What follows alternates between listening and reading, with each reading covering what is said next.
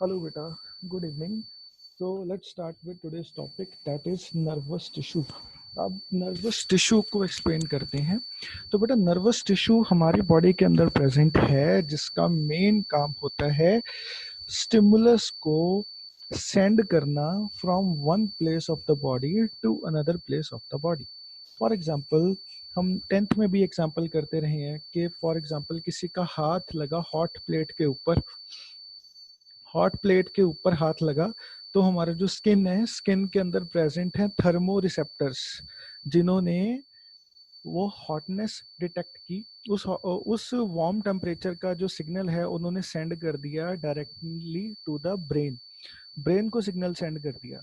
Brain ने उस signal को इंटरप्रेट किया कि यहाँ जो टेम्परेचर है वो काफी ज्यादा हॉट है, अगर हाथ ज्यादा देर तक इस हॉट प्लेट के ऊपर रहा तो जल सकता है, डैमेज हो सकता है एपिथेलियल टिश्यू, इसलिए हाथ को पीछे कर लिया जाए। तो ब्रेन सिग्नल भेजता है दोबारा से मसल्स को कि टू कॉन्ट्रैक्ट। जब मसल्स कॉन्ट्रैक्ट होंगे तो उस टाइम पर क्या हो जाएगा, जो हाथ है उसकी मूवमेंट हो जाएगी, ठीक है ना। ऑफ कोर्स हाथ के मसल्स को मैसेज जाता है, तो हाथ के मसल्स मूव हो जाएंगे और कॉन्ट्रैक्ट हो जाएंगे और जो हाथ है वो हमारा मूव कर जाएगा। अब यहाँ पर दो बातें की जा रही हैं बेटा। पहली बात हम कर रहे हैं कि जो सिग्नल है वो कंडक्ट किया जा रहा है। पहले सिग्नल गया स्किन से ब्रेन के पास, फिर सिग्नल ब्रेन से वापस आया मसल्स के पास। तो ये जो सिग्नल की कंडक्शन हमने देखी थी ये कर कौन रहा है, ठीक है ना। इसके बारे में हमने जो जूनियर क्लास है 10th क्लास उसके अंदर भी हमने ये चीज स्टडी की थी कि न्यूरॉन्स जो होते हैं प्रेजेंट हमारी बॉडी के अंदर, वो जो स्टिमुलस है उसको कंडक्ट करते हैं पूरी बॉडी के अंदर। So welcome to the lecture बेटा। आज का टॉपिक होने वाला है हमारा नर्वस टिश्यू। तो नर्वस टिश्यू का ओरिजिन कहाँ से होता है? एम्ब्रियोनिक लाइफ में जब एक एम्ब्रियो डेवलप हो रहा होता है टू फॉर्म अ बेबी, उस टाइम पर नर्वस टिश्यू कौन बनाता है? नर्वस टिश्यू बनाती है एम्ब्रियो की एक्टोडर्म लेयर, ठीक है ना। Ectoderm layer forms the nervous tissue of an individual. Next thing is special property क्या है नर्वस टिश्यू की? नर्वस टिश्यू की स्पेशल प्रॉपर्टीज हैं कि एक्साइटेबिलिटी एंड कंडक्टिविटी, ठीक है ना।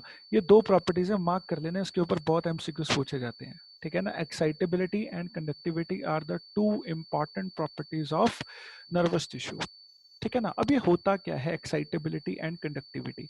कंडक्टिविटी का मतलब है बेटा मैसेज को कंडक्ट करना, सिंपल है, ठीक है ना। एंड एक्साइटेबिलिटी का मतलब होता है कि जब न्यूरॉन्स को किसी तरह की स्टिमुलस मिलती है, जब न्यूरॉन्स को किसी तरह की स्टिमुलस मिलती है उस टाइम पर न्यूरॉन्स के सेल एक्टिव हो जाते हैं और साथ की साथ ही उस स्टिमुलस को अपने एडजेसेंट न्यूरॉन्स में कंडक्ट करना शुरू कर देते हैं। So the property of neuron cell to get excite when they receive stimulus, that property is known as excitability.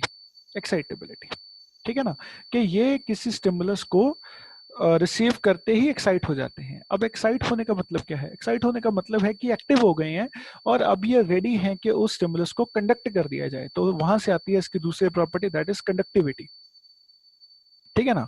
तो आप इस चीज को ऐसे भी समझ सकते हैं कि लेट्स सपोज आपको एक जोक सुना, बहुत ही एक्साइट, आप जोक्स को सुन के बहुत ही एक्साइट हो गए और उस आपने सोचा कि इसको किसी और को भी बताया जाए, तो आप फिर उसको आगे कंडक्ट करते हो, ठीक है ना। वही सेम चीज है, जैसे ही नर्वस टिश्यू को स्टिमुलस मिलेगी वो एक्साइट होगा और वो चाहेगा कि मैं इसको आगे कंडक्ट करूं। तो दोनों प्रॉपर्टीज हैं नर्वस टिश्यू के पास। और सेकंड इसकी जो चीज है, स्पेशल प्रॉपर्टी है, वो है cells of nervous tissue are specialized for receiving stimuli. ये इसी तरह से डिजाइन होते हैं नर्वस टिश्यू के सेल ताकि ये स्टिमुलस को बड़े अच्छे से रिसीव कर लें, ठीक है ना। एंड दूसरी बात, और उसको ट्रांसमिट भी कर दें, आगे भेज दें, ठीक है ना। तो अब रिसीव कैसे करते हैं? फॉर एग्जाम्पल मैं आपको एक चीज समझाता हूँ बेटा। अगर मैं बात करता हूँ, ओके ये चीज लिख के समझा देते हैं आपको। अगर मैं बात करता हूँ हमारे पास स्किन की, ठीक है ना, तो स्किन के ऊपर बेटा कौन सा रिसेप्टर प्रेजेंट है? स्किन रिसेप्टर का मतलब होता है कोई ऐसा सब्सटेंस, कोई ऐसा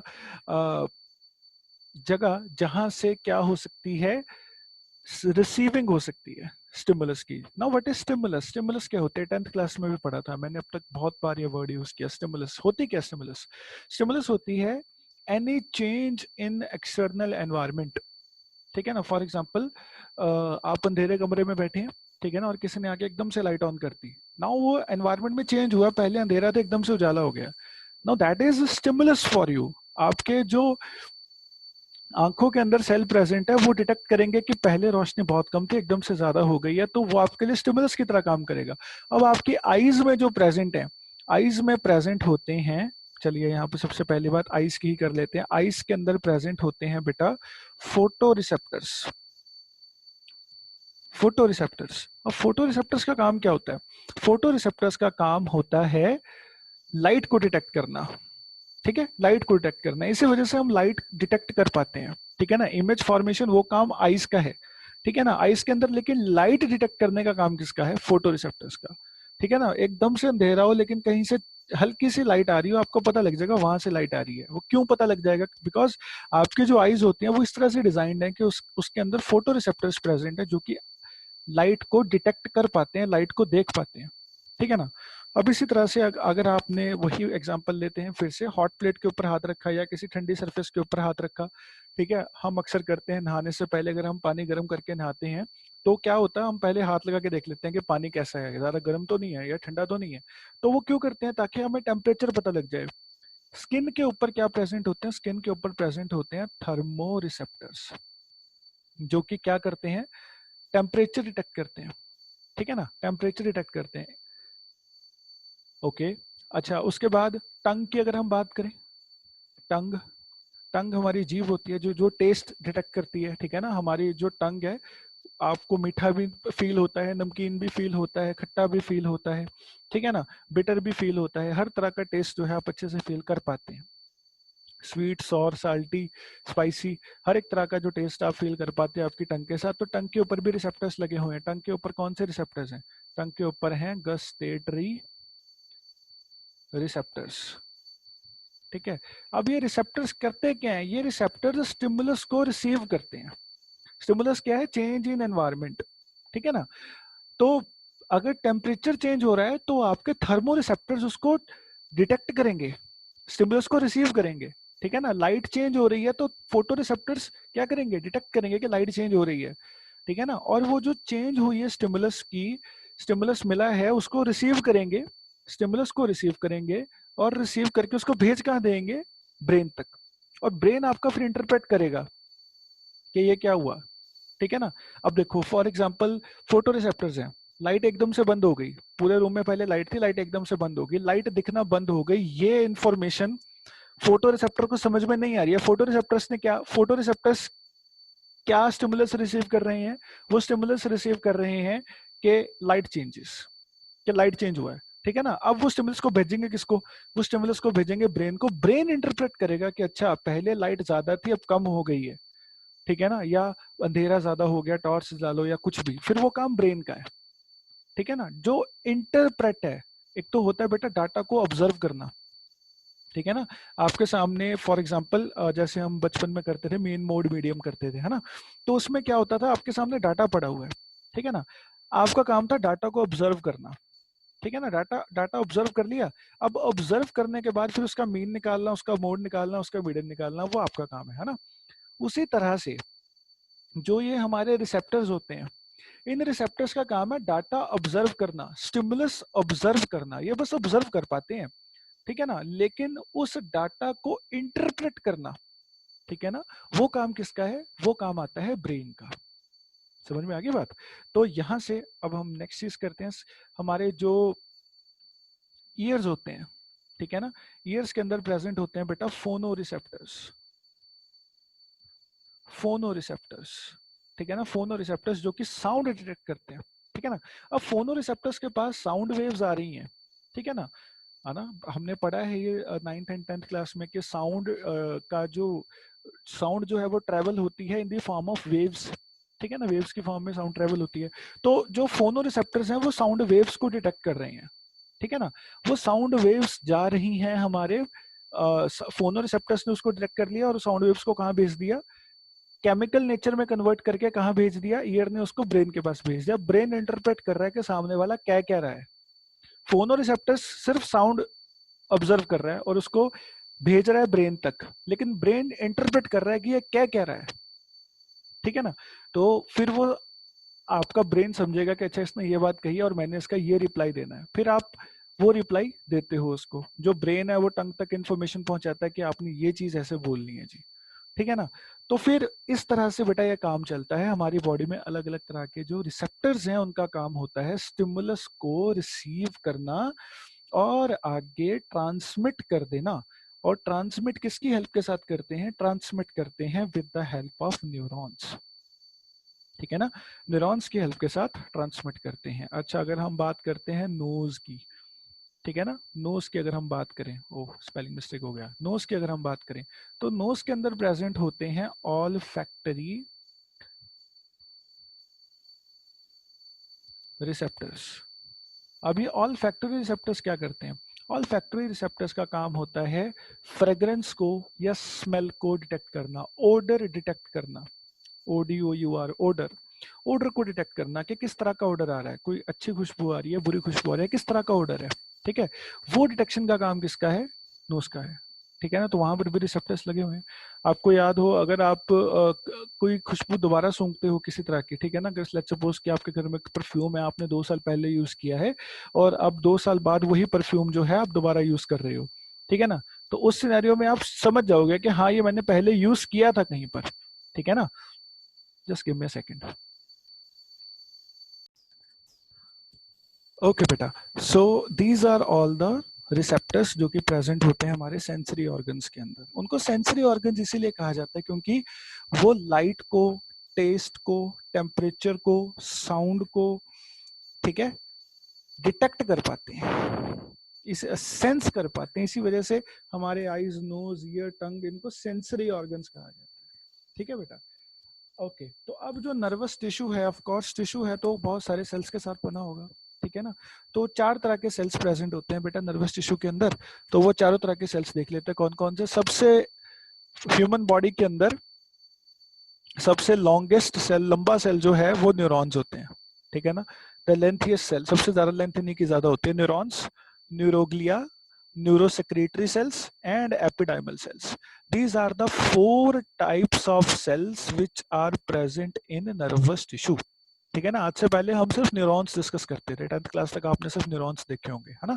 लेकिन neuroglia, neurosecretory cell and ependymal cell ये हम आज डिस्कस करेंगे। तो चलिए बेटा इसको स्टडी करते हैं कि क्या डिफरेंसेस हैं इनके बीच में और ये कहाँ कहाँ पर प्रेजेंट होते हैं। ओके, तो let me erase this first. अब सबसे पहले ना न्यूरॉन का स्ट्रक्चर अगर मैं आपको दिखाऊं, ठीक है ना, न्यूरॉन का स्ट्रक्चर जो है उसके अंदर एक साइड में, न्यूरॉन के स्ट्रक्चर के एक साइड में यहाँ पर प्रेजेंट होते हैं डेंड्राइट्स, है ना, हम बनाते होते छोटे होते, ऑल्दो इतना सर्कुलर नहीं होता है वो, इस तरह से उसके बाहर ऐसे फाइबर्स जो हैं वो निकले रहते हैं जिनको हम लोग डेंड्राइट्स बोलते हैं, ठीक है जी। अब ये माउस के साथ ड्राइंग इतनी अच्छी नहीं हो रही है मेरी, लेकिन समझ लीजिए आपके, ये मैं जो ड्रॉ कर रहा हूँ these are all dendrites, and dendrites ही न्यूरॉन्स का रिसीविंग एंड होते हैं। अब रिसीविंग एंड आपको पता है ना, रिसीविंग एंड का मतलब है कि डेंड्राइट्स ही वो एंड होता है न्यूरॉन का जहां से वो स्टिमुलस को रिसीव किया करते हैं, ठीक है ना। नाउ ये चीज है, और इसके साथ ही ये जो पार्ट है जो हमने ड्रॉ किया है, ये जो फाइबर्स जो मैंने निकाले हैं यहाँ पर, दीज आर द डेंड्राइट्स, ठीक है ना। और यहाँ पर अंदर क्या प्रेजेंट है, अंदर प्रेजेंट होगा बेटा इस सेल का न्यूक्लियस, ठीक है जी, न्यूक्लियस प्रेजेंट होगा इसके अंदर। तो चलिए न्यूक्लियस ड्रॉ कर लेते हैं हम यहाँ पर। तो ये रहा न्यूक्लियस, इसका पास प्रेजेंट है, ठीक है जी। एंड न्यूक्लियस के अलावा अब हम ड्रॉ कर लेते हैं एक्सॉन, ठीक है जी। तो चलिए एक्सॉन डिफरेंट कलर से ड्रॉ कर लेंगे हम लोग। तो लेट्स सपोज ये जो मैं ड्रॉ कर रहा हूँ दीज आर ऑल ओके, एक ये मैंने ड्रॉ कर दी है एक एक्सॉन, ठीक है, यहाँ पर एक्सॉन ड्रॉ हो गई है, ओके। एक्सॉन के ऊपर प्रेजेंट होते हैं श्वान सेल्स, ठीक है। एक्सॉन के ऊपर क्या प्रेजेंट होंगे, श्वान सेल्स प्रेजेंट होते हैं। ओके, तो चलिए मैं वो भी ड्रॉ कर देता हूँ आपके लिए, श्वान सेल्स डिफरेंट कलर के साथ ड्रॉ कर लेते हैं, रेड के साथ ही कर लेते हैं। ओके, तो यहाँ पर प्रेजेंट होते हैं हमारे पास इस तरह से, इसके ऊपर श्वान सेल्स, या इनको हम लोग शीट सेल्स भी बोल सकते हैं, ठीक है, श्वान सेल्स भी बोल सकते हैं। चलो जी, ये चीज हो गई। नीचे भी प्रेजेंट है,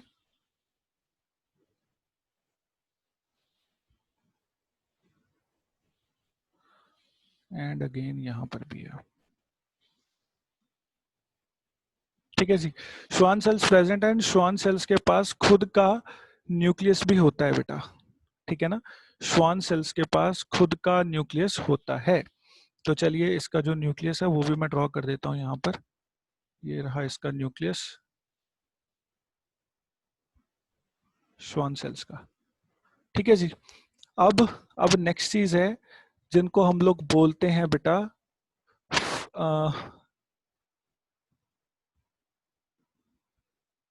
नर्व फाइबर्स और फिलामेंट्स, ठीक है ना। यहाँ पर ये निकलती हैं कहाँ से, एक्सॉन से ही निकलती हैं ये, ठीक है जी।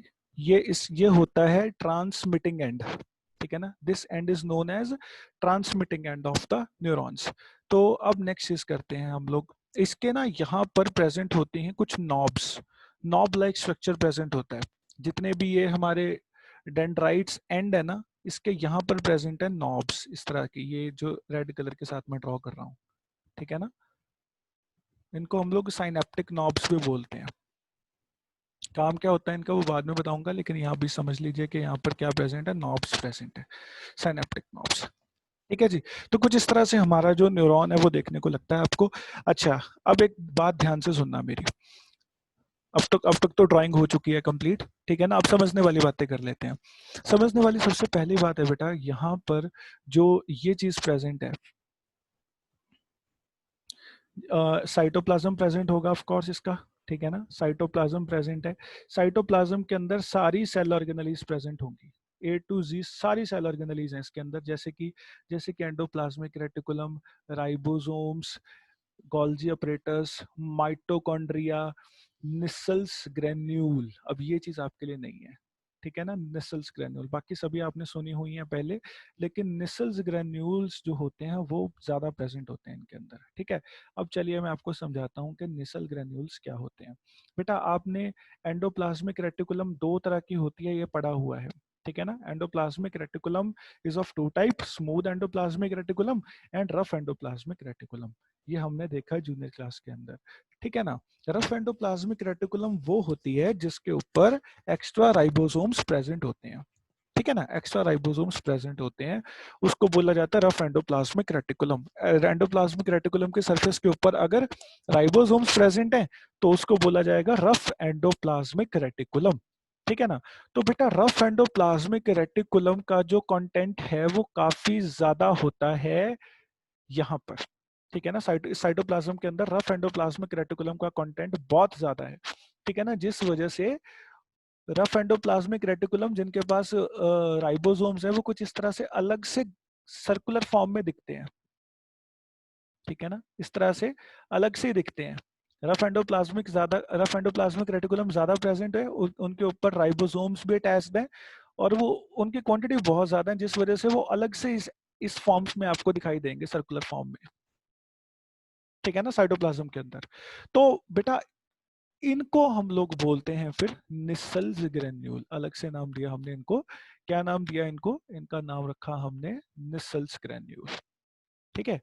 ओके, तो स्पेलिंग होते हैं उसके NISSL अपोस्ट्रोफी S ग्रेन्यूल्स, ठीक है जी, निसल्स ग्रेन्यूल्स।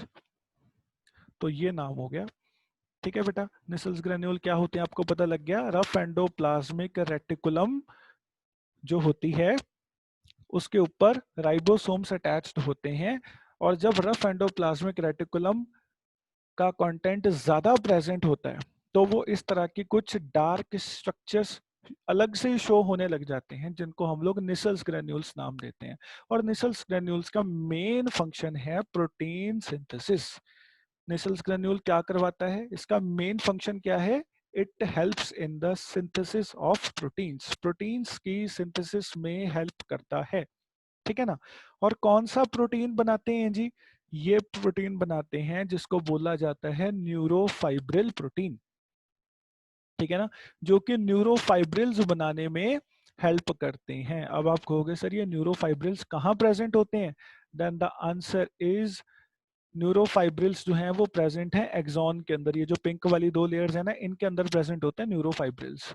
चलिए पहले मैं आपको एक और चीज समझा देता हूँ बेटा, जो हमारे पास इतना पार्ट है जिसके अंदर डेंड्राइट्स, साइटोप्लाज्म, न्यूक्लियस, ये आ रहा है, सिर्फ इतना पार्ट है, इतने पार्ट का नाम है साइटोन।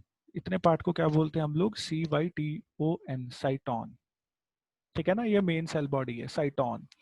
और बेटा जी जो हमारे पास ये पार्ट आता है यहाँ पर, यहाँ से स्टार्ट होकर के पूरा एंड तक जाता है, जो यहाँ तक जाता है, ठीक है ना, इस पार्ट को बोला जाता है एक्सॉन, ठीक है।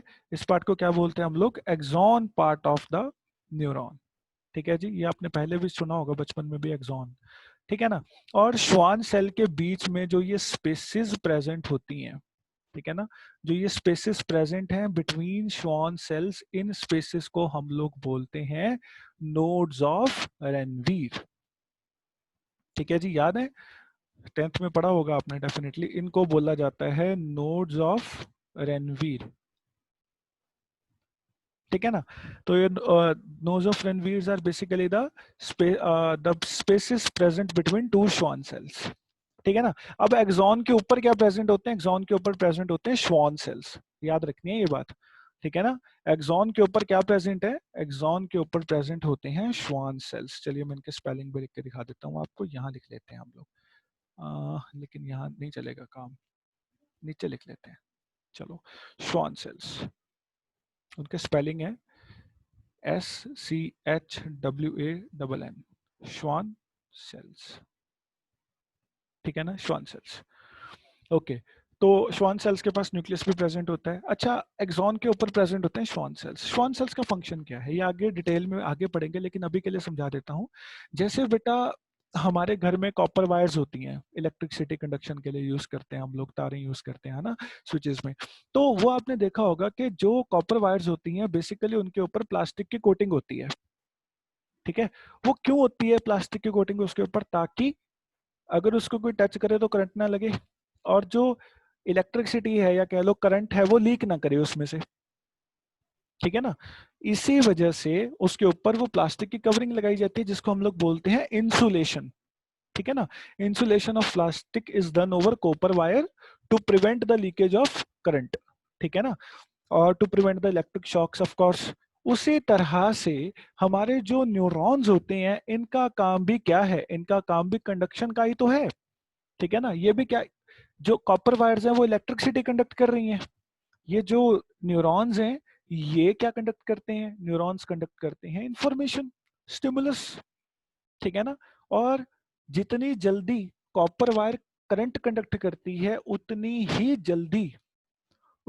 जल्दी ये जो न्यूरॉन सेल्स हैं ये स्टिमुलस कंडक्ट कर देते हैं, ठीक है ना।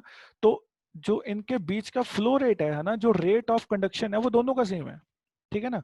तो अगर कॉपर वायर को इंसुलेशन की जरूरत है ताकि लीकेज ना हो किसी तरह की, उसी तरह से न्यूरॉन्स को भी इंसुलेशन की जरूरत होती है ताकि स्टिमुलस जो है वो डायरेक्टली स्ट्रेट एक ही डायरेक्शन में ट्रेवल करे, ठीक है ना, एक ही डायरेक्शन में ट्रेवल करे। तो इस वजह से एक्सॉन के ऊपर इंसुलेशन होती है किसकी, श्वान सेल्स की। तो Schwann cells act as a insulator, ठीक है ना, it acts as an insulator, insulator का काम करती है ये, ताकि जो स्टिमुलस है वो प्रॉपरली एक ही डायरेक्शन में कंडक्ट होती रहे, और वो किसी तरह से भी जो स्टिमुलस है उसकी इंटेंसिटी कम ना हो, उसका रेट ऑफ कंडक्शन स्लो ना हो, ठीक है ना। ये श्वान सेल्स इंश्योर करके रखते हैं। अच्छा, दूसरी बात क्या होती है कि जो इलेक्ट्रिसिटी कंडक्शन होती है वो भी एक पर्टिकुलर डायरेक्शन में होती है, उसी तरह से जो न्यूरॉन्स में स्टिमुलस की कंडक्शन है ये भी एक पर्टिकुलर डायरेक्शन में। ऑलवेज रिमेंबर, ये जो हमारा रेड पार्ट जो हमने यहाँ पे ड्रॉ किया था इसको बोला जाता है डेंड्राइट्स, ठीक है ना। और डेंड्राइट्स के बारे में मैंने क्या समझाया आपको, जो होते हैं डेंड्राइट्स, डेंड्राइट्स जो होते हैं इनका काम होता है रिसीविंग, रिसीविंग ऑफ स्टिमुलस, ठीक है ना। ये काम है इनका डेंड्राइट्स का, ये क्या करते हैं, ये स्टिमुलस को रिसीव करते हैं, ठीक है ना। ये स्टिमुलस रिसीविंग का काम करते हैं। तो डेंड्राइट्स की तरफ से इंफॉर्मेशन रिसीव होती है और कंडक्ट होती है टुवर्ड्स द डेंड्राइट एंड्स, ये दूसरे जो एंड्स हैं हमारे पास, न्यूरॉन एंडिंग्स जो हैं, ठीक है ना। ये जो रेड कलर के मैंने बनाई है नॉब्स, इनको बोलते हैं नॉब्स, और इस पूरे पार्ट का नाम है, इनको बोला जाता है बेटा नर्व एंडिंग्स, ठीक है। यहाँ पर मैं लेबल कर देता हूँ, these are known as nerve endings, इनको नर्व एंडिंग्स बोलते हैं, ठीक है ना। एंड ये नर्व एंडिंग्स का काम क्या होता है, इनका काम होता है स्टिमुलस को ट्रांसमिट करना। तो ये हो जाएगा हमारे पास ट्रांसमिटिंग एंड, ठीक है ना। ट्रांसमिटिंग एंड जहां से स्टिमुलस ट्रांसमिट हो रही है, और डेंड्राइट्स है रिसीविंग एंड। तो रिसीव अगर लेफ्ट साइड से हो रही है और ट्रांसमिट राइट साइड से हो रही है, तो स्टिमुलस किस डायरेक्शन में ट्रेवल कर रही है, तो आप समझ चुके हैं, हाँ जी, स्टिमुलस ट्रेवल करती है from dendrites to nerve endings, ठीक है ना। स्टिमुलस भी एक पर्टिकुलर डायरेक्शन में ही ट्रेवल करती है बेटा। Am I clear? आपको ये चीज क्लियर हो जानी चाहिए यहाँ तक, ठीक है ना, कि स्टिमुलस एक पर्टिकुलर डायरेक्शन में ही ट्रेवल करती है। तो अब हमने क्या देख लिया, अब हमने देख लिए डेंड्राइट्स रिसीविंग एंड होता है, ठीक है। साइटोन के अंदर प्रेजेंट होते हैं स्पेशल निसल्स ग्रेन्यूल, उसके अलावा माइटोकॉन्ड्रिया, गोल्जी ऑपरेटस, सारी सेल ऑर्गेनेलीज होती हैं, ठीक है। उसके बाद जो एक्सॉन होता है, एक्सॉन के ऊपर श्वान सेल्स की इंसुलेशन होती है, और जो नर्व एंडिंग्स होती हैं वो ट्रांसमिटिंग एंड होता है। और किस डायरेक्शन में जो नर्व इम्पल्स है, हम नर्व इम्पल्स बोलते हैं स्टिमुलस को, ठीक है ना। देखो जब हम, stimulus is what, change in temperature, change in environment, ठीक है ना। चेंज इन एनवायरनमेंट जो हमारी बॉडी डिटेक्ट करती है, जो हमारी बॉडी के रिसेप्टर्स डिटेक्ट करते हैं, फिर उस स्टिमुलस को कन्वर्ट किया जाता है into the form of nerve impulse, ठीक है ना। अच्छा अब आपको डिफरेंस समझाता हूं मैं, क्या है ये नर्व इम्पल्स एंड स्टिमुलस के बीच का जो डिफरेंस है। बेसिक्स क्लियर कर लेते हैं, आगे फिर इजी हो जाएगा समझना। देखो बेटा, फॉर एग्जाम्पल आपने टेम्परेचर डिटेक्ट किया, ठीक है ना, आपको क्या लगा, वो आपको या तो वो हॉट लगेगा, ठीक है ना, या फिर कैसा लगेगा, कोल्ड लगेगा, ठीक है ना, या आपको क्या लगेगा, वो न्यूट्रल लगेगा, ठीक है ना, न्यूट्रल। तो ये टेम्परेचर है जो आपकी स्किन डिटेक्ट कर सकती है, ठीक है ना। ऐसा कोई भी एग्जांपल ले लो, या अगर हम आइस के केस के बात करें, तो या तो अंधेरा होगा, ठीक है ना, या उजाला होगा, या फिर नॉर्मल न्यूट्रल होगा, मतलब कि ना अंधेरा है ना उजाला है, मीडियम इंटेंसिटी की लाइट है, ठीक है ना। अब ये क्या है, ये स्टिमुलस है, हॉट कोल्ड न्यूट्रल, ये स्टिमुलस है, ठीक है ना, जो हमारी स्किन डिटेक्ट करती है। अब डेंड्राइट्स को थोड़ी पता है कि हॉट क्या होता है, कोल्ड क्या होता है, न्यूट्रल क्या होता है, उसको थोड़ी पता है। डेंड्राइट्स तो जस्ट रिसीविंग एंड्स हैं साइटोन के ऊपर लगे हुए, ठीक है ना। तो ये है हमारे पास यहाँ पर, इसको बोला जाता है स्टिमुलस, ठीक है ना, स्टिमुलस। तो ये स्टिमुलस हो गई। अब इस स्टिमुलस को कन्वर्ट किया जाता है, ठीक है ना। ये स्टिमुलस किसने रिसीव की, ये रिसीव की न्यूरॉन्स ने, ठीक है ना। कौन कौन रिसीव करेगा इसको, डेंड्राइट्स एंड ऑफ न्यूरॉन्स, ठीक है ना, जिनको हम लोग सेंसरी न्यूरॉन्स भी बोलते हैं, ठीक है ना, जिनको हम लोग रिसेप्टर्स भी बोलते हैं। समझ में आ गई बात? सेंसरी न्यूरॉन बोल दो, चाहे चाहे रिसेप्टर्स बोल दो, वो क्या करेंगे, वो स्टिमुलस को डिटेक्ट करेंगे, ठीक है ना। अब ये कहाँ चली गई, ये स्टिमुलस चली गई कहाँ पे, एक न्यूरॉन के पास चलेगी, तो लेट्स लेबल न्यूरॉन, ठीक है ना। ओके, न्यूरॉन के पास आ गई, स्टिमुलस न्यूरॉन के पास आ गई। अब न्यूरॉन ने न्यूरॉन क्या करेगा, उस स्टिमुलस को कन्वर्ट करेगा, ठीक है। न्यूरॉन क्या करेगा, उस स्टिमुलस को कन्वर्ट करेगा, किस में कन्वर्ट करेगा। अब ये जो हॉट कोल्ड न्यूट्रल है, ठीक है ना, अब ये तो है न्यूरॉन्स की समझ के परे, ठीक है ना, कि ये क्या होता है हॉट कोल्ड न्यूट्रल, वो तो हमारा ब्रेन बताता है कि ठंडा क्या होता है, गर्म क्या होता है, न्यूट्रल क्या होता है, न्यूरॉन्स के समझ के परे है।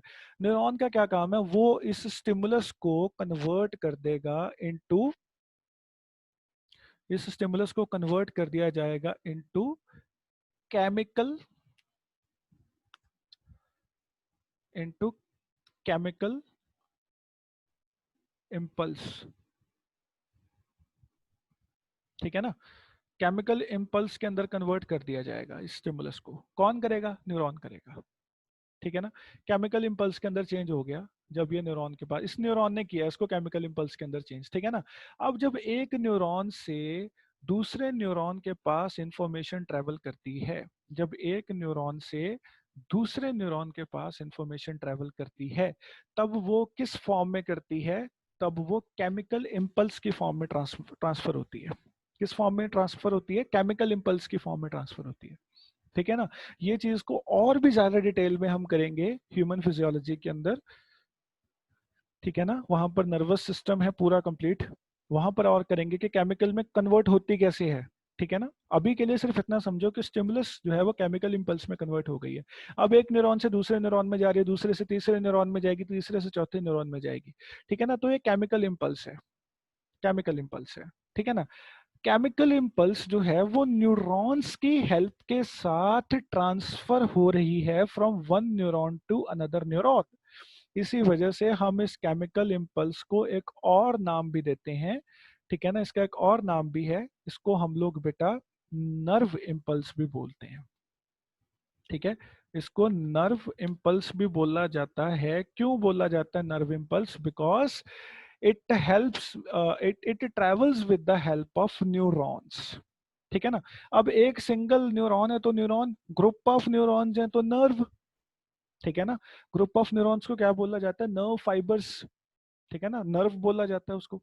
ठीक है ना, अच्छा एक चीज और समझानी है मैंने आपको, केमिकल इंपल्स में चेंज हो गया। ठीक है ना, केमिकल इंपल्स में चेंज होने के बाद यहाँ पर ध्यान देना, ये चीज कहाँ हुई है, केमिकल इंपल्स में चेंज होने वाली ये चीज हुई है साइटोन के अंदर।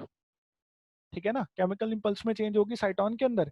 अब एक्सॉन के अंदर ये एंटर होगी, रिसीव किसने की, डेंड्राइट्स ने। लेट्स सपोज हॉट की इंफॉर्मेशन रिसीव कर ली, अब वो तो फिजिकल इंफॉर्मेशन है, फिजिकल स्टिमुलस है, उसको कन्वर्ट किया जाएगा with the help of साइटोन, information convert की जाएगी केमिकल इंपल्स की फॉर्म में। ठीक है ना, वो काम कौन करेगा, साइटोन। अब साइटोन से वो इंफॉर्मेशन कहाँ जाएगी, एक्सॉन के अंदर जाएगी। एक्सॉन के अंदर कौन इंफॉर्मेशन कंडक्ट करता है, एक्सॉन के अंदर इंफॉर्मेशन कंडक्ट करने वाले होते हैं नर्व फाइबर्स, ये जो मैं ब्लैक कलर का ड्रॉ कर रहा हूँ। ठीक है ना, ये ब्लैक कलर के होते हैं नर्व फाइबर्स, जो कि कहाँ प्रेजेंट है, जो कि प्रेजेंट है बेटा एक्सॉन के अंदर। ठीक है ना, जो कि एक्सॉन के अंदर प्रेजेंट है, यहाँ पर ये नर्व फाइबर्स प्रेजेंट है। ठीक है, तो जो केमिकल इम्पल्स थी बेसिकली, अब वो कहाँ एंटर हो गई है, एक्सॉन के अंदर एंटर हो गई है। एक्सॉन के अंदर क्या प्रेजेंट है, नर्व फाइबर्स। ठीक है ना, क्योंकि अब नर्व फाइबर्स की हेल्प के साथ वो इंफॉर्मेशन ट्रेवल हो रही है। ठीक है ना, तो इसी वजह से हम केमिकल इंपल्स को नर्व इंपल्स भी बोल देते हैं।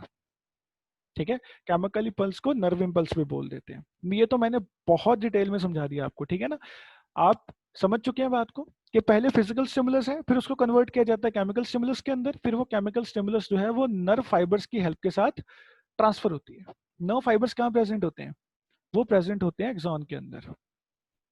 ठीक है ना, उनको न्यूरो फाइबर्स भी कहा जाता है, नर्व फाइबर्स भी कहा जाता है। ठीक है ना, तो ये चीज है बेटा।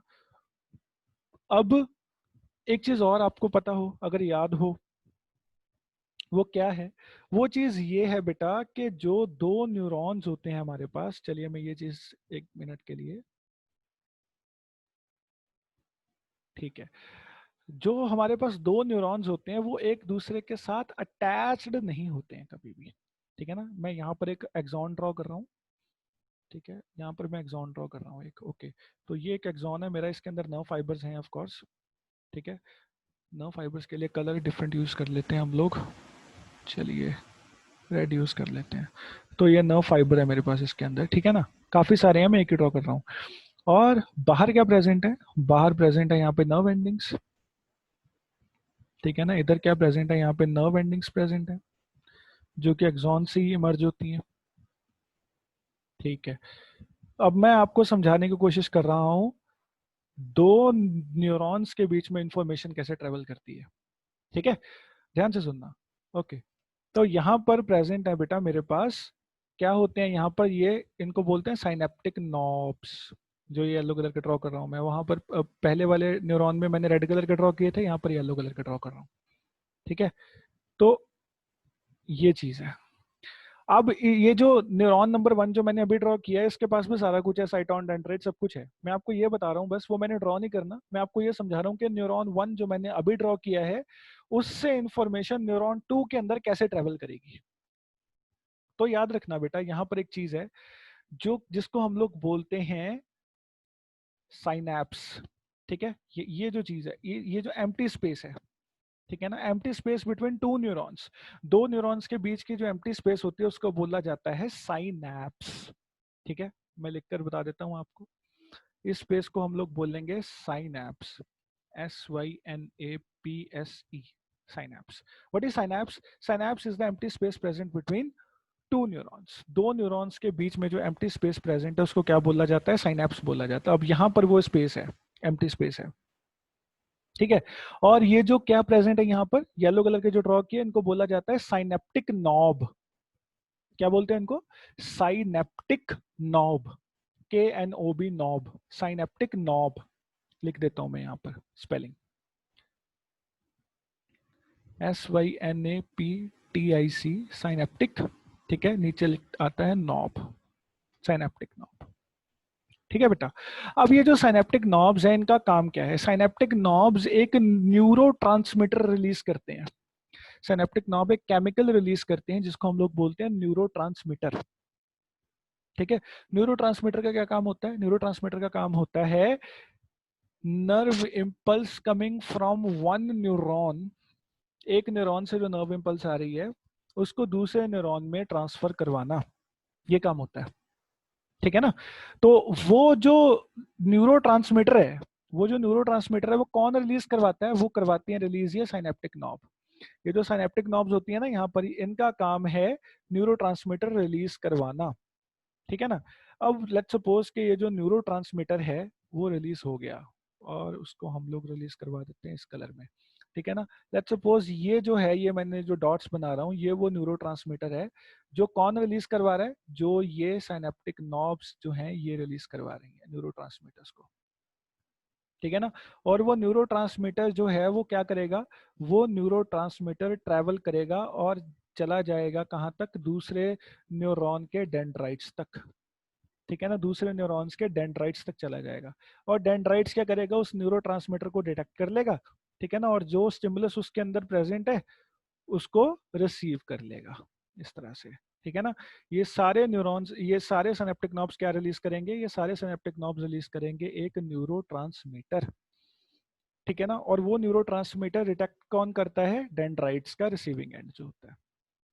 ठीक है ना, तो ये चीज समझ में आ गई आपको? दो न्यूरॉन्स कभी भी जुड़े नहीं होते आपस में, उनके बीच में स्पेस होती है और स्पेस को बोला जाता है साइनैप्स। ठीक है ना, और जो साइनेप्टिक नॉब होते हैं वो क्या रिलीज करते हैं? न्यूरोट्रांसमीटर रिलीज करवाते हैं, और उस न्यूरोट्रांसमीटर का जो कॉमन नेम है, ठीक है ना, जो पूछा भी जाता है अक्सर एग्जाम में, उसका नाम होता है बेटा हमारे पास एसिटाइल कोलीन। क्या नाम होता है? Acetyl choline. ठीक है ना, एसिटाइल कोलीन क्या है? एक न्यूरोट्रांसमीटर है। अच्छा, कभी ऐसा सोचा आपने, आप में से चाय या कॉफी का शौकीन कौन है? मेरे को पहले ये बताओ। बहुत से होंगे, है ना। कुछ ऐसे भी होंगे जो पीते ही नहीं है, लेकिन कुछ ऐसे होंगे जिनको बिना चाय कॉफी से, अगर ना मिले चाय कॉफी सुबह सुबह, तो बेड से खड़े नहीं हो पाते, है ना। हमारे घर में अक्सर हमारे पेरेंट्स सुबह सुबह चाय या कॉफी पीने के शौकीन होते हैं। होता क्या है चाय कॉफी पी के? आपका मन में आंसर आएगा कि नींद उड़ जाती है सर, है ना। जब हम चाय या कॉफी पी लेते हैं तो नींद उड़ जाती है अक्सर। तो नींद क्यों उड़ जाती है चाय कॉफी पी के? देन आंसर इज कि जब हम चाय या कॉफी पीते हैं तब जो उसके अंदर केमिकल प्रेजेंट है, टी एंड कॉफी के अंदर एक केमिकल होता है जिसका नाम होता है कैफीन। ठीक है ना, क्या नाम होता है? कैफीन। कैफीन एक स्टिमुलेंट है। ठीक है ना, वो क्या करता है? वो इन साइनेप्टिक नॉब्स के ऊपर एक्ट करता है जाके। ठीक है ना, पहले सुनो ध्यान से, जो कैफीन है, ठीक है ना। कैफीन जब हमारे ब्लड में आता है, ठीक है ना, तो वो एक हार्मोन प्रोड्यूस करवाता है। उस हार्मोन का नाम है एपिनेफ्रीन, ठीक है ना, या फिर आप कॉमन लैंग्वेज में उसको बोलते हैं, और आपने सुना भी है वो चीज, और उसका नाम है adrenaline. Adrenaline, adrenaline hormone, the emergency hormone, जब रिलीज होता है बॉडी के अंदर तो हार्ट बीट फास्ट हो जाती है, ब्लड प्रेशर हाई हो जाता है, हम हाई अलर्ट हो जाते हैं। किडनीज के ऊपर प्रेजेंट होता है एड्रिनल ग्लैंड, जो ये हार्मोन प्रोड्यूस करवाता है। यस, ठीक है ना। तो कैफीन क्या करती है, एड्रेनालिन हार्मोन प्रोड्यूस करवाती है, और ये जो एड्रेनालिन हार्मोन है ये एक्ट करता है जाकर साइनेप्टिक नॉब के ऊपर, और इसको पुश करता है कि ये ज्यादा से ज्यादा न्यूरोट्रांसमीटर्स रिलीज करवाए, ज्यादा से ज्यादा एसिटाइलकोलिन प्रोड्यूस करवाए। जितनी ज्यादा एसिटाइलकोलिन होगी, नर्व इम्पल्स का जो ट्रांसमिशन रेट है वो उतना ज्यादा बढ़ जाएगा। जितना ज्यादा नर्व इम्पल्स जल्दी ट्रांसमिट होगी, उतने ज्यादा जल्दी मैसेज कंडक्ट होने शुरू हो जाएंगे ब्रेन को, ठीक है ना, जिस वजह से ब्रेन हाइपर एक्टिव हो जाएगा। जब ब्रेन एक्टिव हो जाएगा तो नींद उड़ जाएगी। समझ में आई बात? इस तरह से काम करती है चाय एंड कॉफी, नींद उड़ा देती है जो। समझ में आई बात आपको? ओके, तो इतना था बेटा। तो अब नेक्स्ट थिंग जो है, इस चीज को मैं क्लियर कर देता हूं। अब इसकी जो थ्योरी पार्ट है थोड़ा वो देख लेते हैं। वैसे तो मैंने मोस्टली कवर कर ही दिया सारा, लेकिन फिर भी थ्योरी पार्ट देख लेते हैं। न्यूरॉन्स, तो स्ट्रक्चर के अंदर क्या प्रेजेंट होता है न्यूरॉन के स्ट्रक्चर के अंदर प्रेजेंट होंगे बेटा दो पार्ट, साइटोन एंड नर्व प्रोसेसेस। साइटोन आपको पता है, नर्व प्रोसेसेस के अंदर आ जाएगा एक्सॉन एंड नर्व एंडिंग्स, ठीक है। जो साइटोन होता है ये इसको हम लोग सेल बॉडी भी बोलते हैं, इसको हम लोग सोमा भी बोलते हैं। इसका जो शेप होता है वो वेरिएबल होता है, ठीक है ना, शेप वेरिएबल होता है इसका, डिफरेंट शेप होगा। अब क्योंकि शेप वेरिएबल है, ठीक है ना, इसके अंदर जो साइटोप्लाज्म प्रेजेंट है वो ग्रैन्युलर होता है, ठीक है ना, ग्रैन्यूल्स प्रेजेंट होते हैं उसके अंदर। और वो ग्रैन्यूल्स किसके हैं, वो ग्रैन्यूल्स फूड स्टोर के भी हो सकते हैं, फूड रिजर्व के भी हो सकते हैं, और वो रफ एंडोप्लाज्मिक रेटिकुलम के कलेक्शन को भी बोला जाता है ग्रैन्यूल्स यहाँ पर, ठीक है ना। और जो इसका साइटोप्लाज्म होता है, न्यूरॉन्स के साइटोप्लाज्म को हम लोग न्यूरोप्लाज्म भी बोलते हैं, ठीक है। न्यूरॉन्स के साइटोप्लाज्म को न्यूरोप्लाज्म भी बोला जाता है। न्यूरोप्लाज्म के अंदर, न्यूरोप्लाज्म के अंदर या कह लो साइटोप्लाज्म के अंदर प्रोमिनेंट स्फेरिकल न्यूक्लियस प्रेजेंट होते हैं। एक न्यूक्लियस प्रेजेंट होगा इनके अंदर, एक ही न्यूक्लियस होगा।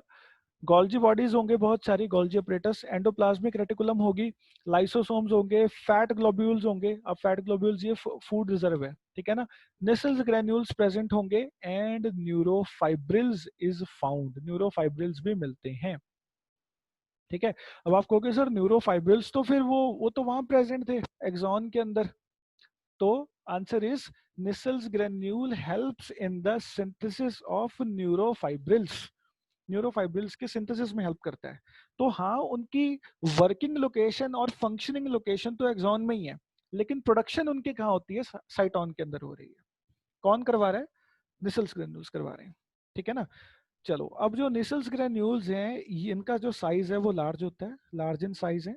इररेगुलर मासेस ऑफ राइबोसोम्स क्या है, बड़ा साइज है। और ये होते क्या हैं, irregular masses of ribosomes and rough endoplasmic reticulum. Rough endoplasmic reticulum और राइबोसोम्स के इररेगुलर मासेस को बोला जाता है निसल्स ग्रेन्यूल्स। वही बात जो मैं आपसे कब से कह रहा हूँ, ठीक है जी।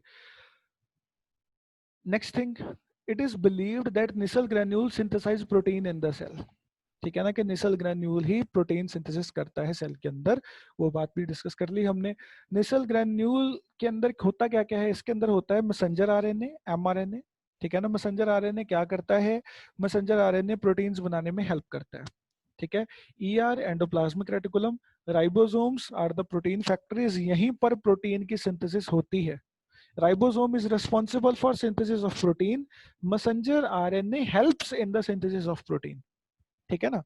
Okay, next thing is and has affinity for basic dyes. अब बेसिक डाइस के लिए इसकी एफिनिटीज भी, अब इसका क्या मतलब है, एफिनिटी का मतलब होता है प्यार, बेसिक डाइस। अब बेटा डाइस का क्या मतलब है, फॉर एग्जांपल हमने किसी सेल को ऑब्जर्व करना है माइक्रोस्कोप के अंदर, ठीक है ना, तो सेल तो ट्रांसपेरेंट होता है, दिखेगा ही नहीं हमें, अगर उसको माइक्रोस्कोप के नीचे रखोगे भी तो सेल तो ट्रांसपेरेंट है, वो दिखेगा ही नहीं।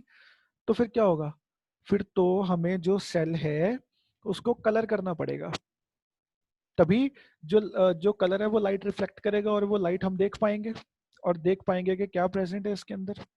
ठीक है ना। तो सेल्स को कलर करना पड़ता है, and the process of colouring of cells is known as staining और डाइंग। जैसे हमारे मदर होते हैं वो चुन्नी डाई करने के लिए देती है ना, कलर करवाने के लिए, उसी तरह से इन बायोलॉजी लेबोरेटरीज के अंदर हम लोग सेल को कलर करते हैं, सेल को डाई करते हैं with the help of dyes, अलग अलग कलर करते हैं। तो और कलर करने के बाद हमें पता लगता है कि अच्छा सेल के अंदर ये प्रेजेंट है। ठीक है ना। अब जो बेटा डिफरेंट डिफरेंट ऑर्गेनलीज हैं सेल के अंदर, ये सेल के डिफरेंट डिफरेंट पार्ट्स हैं, साइटोप्लाज्म है, प्लाज्मा मेम्ब्रेन है, सेल वॉल है, गोल्जी अपरेटस है, माइटोकॉन्ड्रिया है, ठीक है, क्लोरोप्लास्ट है। अब ये सारे सभी का केमिकल नेचर अलग अलग है, जिस वजह से ये अलग अलग कलर्स को अट्रैक्ट करते हैं, अलग अलग कलर्स को एब्जॉर्ब कर पाते हैं। केमिकल नेचर अलग है, तो हो सकता है कि माइटोकॉन्ड्रिया येलो कलर ज्यादा एब्जॉर्ब करे, रेड कम करे। ठीक है ना, तो माइटोकॉन्ड्रिया हमें येलो कलर का दिखेगा। ठीक है ना। अच्छा, अगर हम बात करते हैं प्लाज्मा मेम्ब्रेन की, ठीक है ना, या साइटोप्लाज्म की, हो सकता है कि वो ब्लू कलर ज्यादा ऑब्जर्व ना करती हो, पिंक ज्यादा करती हो, तो पिंक कलर का दिखेगा। ठीक है ना। तो ये एक पूरा प्रोसेस होता है डाई करने का, उसके डिटेल में हम नहीं जाएंगे अभी के लिए। समझो कि जो निसल्स ग्रैन्यूल्स होते हैं उनको अगर हमने डाई करना हो, तो वो बेसिक डाइज जो होती हैं, अब एसिड एंड बेसिक दो तरह की डाइज होती हैं, ठीक है ना। तो बेसिक डाइज यूज होती हैं निसल्स ग्रैन्यूल को कलर करने के लिए और उनको ऑब्जर्व करने के लिए, उनको ऑब्जर्व करने के लिए, ध्यान से देखने के लिए। ठीक है ना। जो मैच्योर न्यूरॉन है, एक मैच्योर जो फुल फंक्शनल न्यूरॉन है, वो कभी डिवाइड नहीं करता, कभी भी नहीं करता। ठीक है ना। ओके। इसी वजह से मोस्टली बेटा अगर पैरालिसिस का अटैक आ जाए किसी को, उसके जो नर्व्स हैं, जो न्यूरॉन्स हैं, वो डैमेज हो जाएं, तो न्यूरॉन्स ऐसे सेल्स हैं जो मल्टीप्लाई नहीं करते हैं, जो एक बार बन गए सो बन गए, वही है बॉडी के अंदर जन्म से लेकर मरण तक। ठीक है ना। इन बिटवीन न्यूरॉन्स के नए सेल्स नहीं बनते हैं। It is very important point. अब तक हमने जितने भी देखे थे, मसल्स के भी देखे हैं, एपिथेलियल के भी देखे हैं, कनेक्टिव के भी देखे हैं, ये सभी के सेल्स डिवाइड होते हैं एक्सेप्ट फॉर द आरबीसीज डब्ल्यूबीसीज। ये क्या करते हैं, ये बनते रहते हैं। ठीक है ना, बनते रहते हैं। ऐसा नहीं है कि आरबीसी, एक आरबीसी दो आरबीसी में डिवाइड हो जाएगा, ऐसा नहीं है। लेकिन बोन मैरो में तो बन रहा है ना, बोन मैरो में बन रहा है। एपिथेलियल सेल्स भी हाईली एक्टिव है इन डिवीजन। ठीक है, कनेक्टिव टिश्यू भी हाईली एक्टिव है इन डिवीजन, मसल सेल्स भी एक्टिव है इन डिवीजन।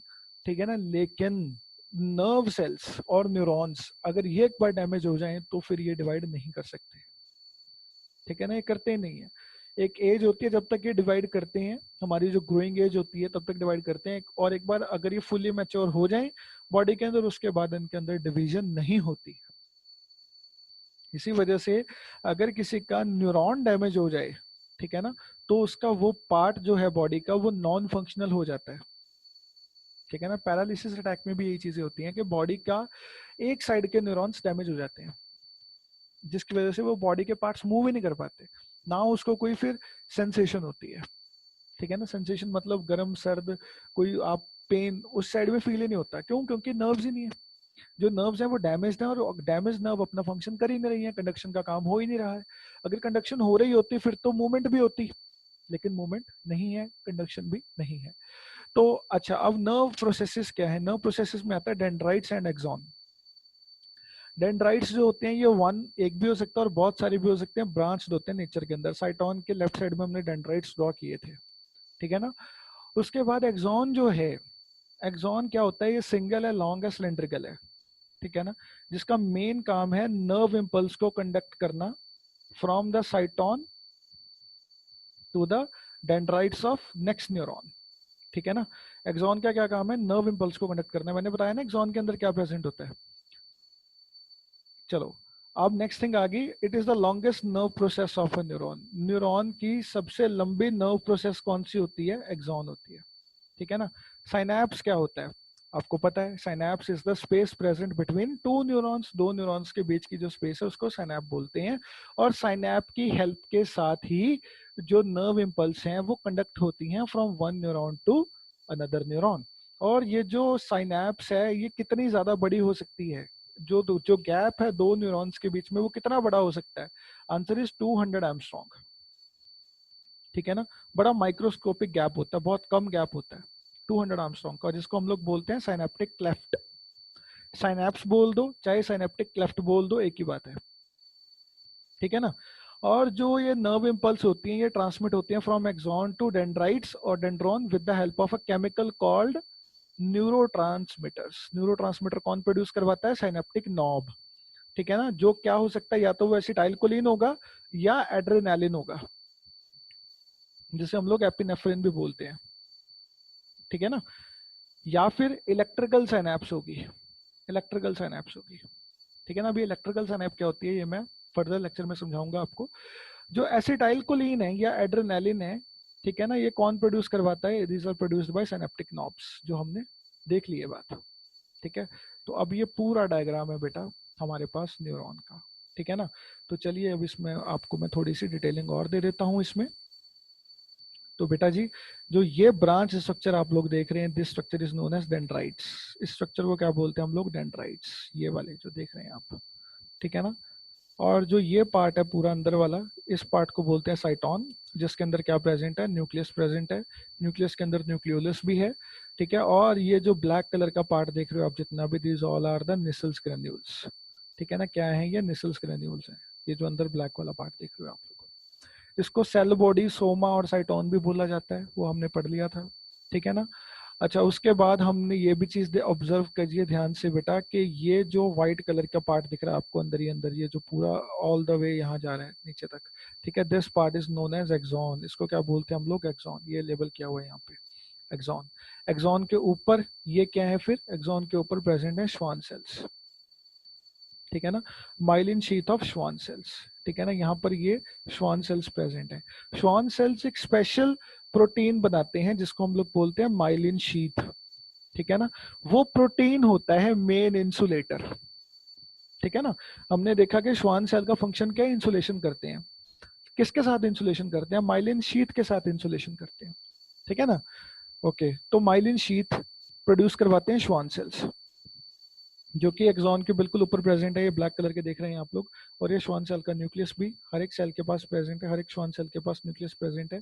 और ऐसा भी होता है कि एक्सॉन के पास क्या हो? डिवीजन हो। एक्सॉन जो है यहाँ पर डिवाइड हो रहा है दो बनाने के लिए। ठीक है जी, मोस्टली जो होते हैं हमारे पास स्ट्रेट होते हैं, एक ही होता है, लेकिन डिवीजन भी कई न्यूरॉन्स में देखी जाती है। टाइप्स ऑफ डिफरेंट न्यूरॉन्स हम आगे पढ़ेंगे, उसमें ये चीज देखेंगे। ठीक है, इस पूरे डायग्राम में काम की बात क्या है? यहाँ पर आपको ये सेंट्रल पार्ट जो दिख रहा है, ध्यान से देखना, जहां पर ये कर्सर है मेरा मूव कर रहा है, ये जो पार्ट है, this part is known as, इस पार्ट को हम लोग बोलते हैं एक्सॉन। ठीक है ना, एक्सॉन है ये कंप्लीट। एक्सॉन के अंदर क्या प्रेजेंट है? एक्सॉन के अंदर प्रेजेंट है न्यूरोफाइब्रिल। क्या प्रेजेंट है? न्यूरोफाइब्रिल्स, जो कि नर्व इम्पल्स को कंडक्ट करने में हेल्प करते हैं, न्यूरोफाइब्रिल्स। ठीक है, अच्छा, एक्सॉन के बिल्कुल बाहर क्या है आप लोग देख सकते हो? ये लेयर बाय लेयर। ठीक है ना, ये न्यूक्लियस ऑफ श्वान सेल है। ठीक है, और एक्सॉन के बिल्कुल बाहर क्या है? Layer of myelin, myelin sheath है। ठीक है ना, ये जो आप देख रहे हैं ना यहाँ पर, एक्सॉन के बिल्कुल बाहर माइलिन शीथ की लेयर है, ये जो प्रोटीन है। और माइलिन शीथ बना कौन रहा है? माइलिन शीथ बना रहे हैं ये श्वान सेल्स। ये बाहर जो आपको ऑब्जर्व हो रहे हैं बेटा, these are the Schwann cells. Schwann cells के नीचे क्या है? Myelin sheath. माइलिन शीथ के नीचे क्या? एक्सॉन। एक्सॉन के अंदर क्या है? न्यूरोफाइब्रिल्स। ठीक है, ये एक श्वान सेल है, ये दूसरा श्वान सेल है। इन दोनों के बीच में जहां पर माइलिन शीथ एब्सेंट है और अकेला एक्सॉन दिख रहा है आपको, इस पार्ट को बोला जाता है नोड्स ऑफ रेनवीर। ठीक है, क्या बोलेंगे इसको? Nodes of Ranvier. ठीक है, एक्सॉन के अंदर क्या हो रहा है? एक्सॉन के अंदर प्रेजेंट है न्यूरोफाइब्रिल्स बहुत सारे। ठीक है ना, एक्सॉन के अंदर प्रेजेंट होता है axoplasm, which is the cytoplasm of axon. Axoplasm is the cytoplasm of axon. ठीक है, और axolemma which is the cell membrane of axon. Axolemma क्या है? Cell membrane of axon. So axoplasm, axolemma and neurofibrils, they join to form one axon, एक axon बना लेते हैं। ठीक है, अब नेक्स्ट देखते हैं। ये यहाँ पर जो प्रेजेंट है, इनको हम लोग बोलते हैं नर्व एंडिंग्स या फिर एक्सॉन टर्मिनल्स। जिसके टॉप के ऊपर क्या प्रेजेंट है? यहाँ पर क्या प्रेजेंट है? साइनेप्टिक नॉब्स प्रेजेंट होती हैं। ठीक है बेटा, तो ये था हमारे पास न्यूरॉन का डायग्राम आज का।